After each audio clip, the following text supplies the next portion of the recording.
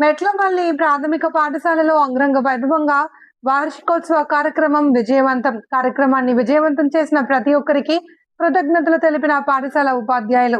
జయశంకర్ భూపాలపల్లి జిల్లా మొగుళ్లపల్లి మండలం మెట్లపల్లి ఎంపీపీఎస్ ప్రాథమిక పాఠశాలలో వార్షికోత్సవ కార్యక్రమం ప్రధాన ఉపాధ్యాయురాలు శ్రీమతి చెన్నా సరిత ఆధ్వర్యంలో బుధవారం రోజున అంగరంగ వైభవంగా జరిగింది.